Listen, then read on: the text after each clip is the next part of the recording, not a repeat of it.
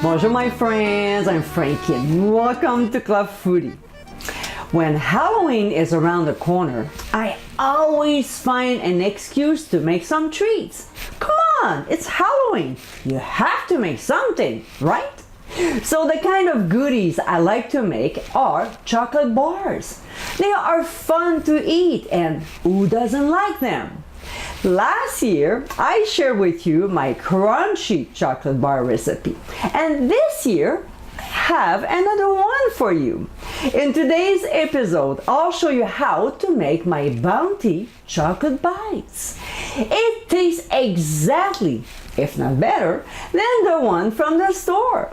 These awesome sweet treats are perfect as a mid-afternoon snack or for Halloween. So if you like chocolate with coconut, this is definitely the recipe for you. So my friends, let's get cooking. Alright, so in a bowl of a food processor, we'll combine coconut flakes, sweetened condensed milk, coconut oil, icing sugar, pure vanilla extract, and ground sea salt.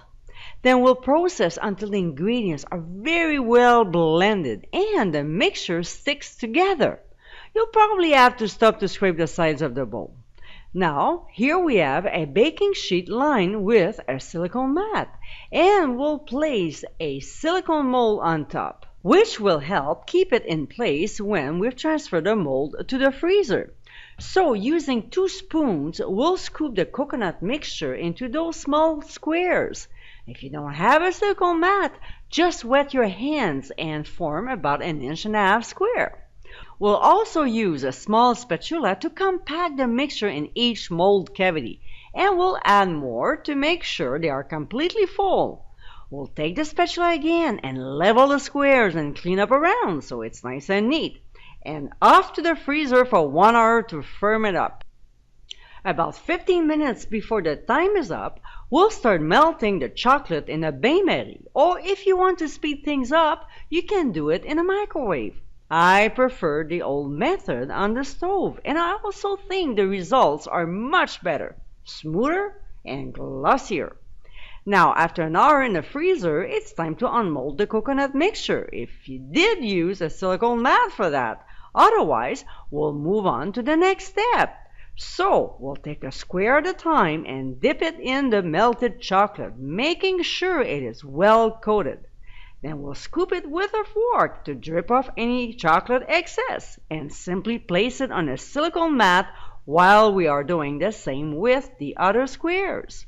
When we're done, we'll transfer to the fridge until they get hard, about 30 minutes. And my friends, this is our Bounty chocolate bites. These homemade delicious treats are slightly different from the store. They are coated with dark chocolate, but you can always substitute for milk chocolate. These Bounty bites are perfect anytime, especially for Halloween or when you have the craving for chocolate and coconut. I hope you give it a try soon, and be sure to visit clubfoodie.com for ingredient amounts and more info. Until next time, my friends, bon appétit!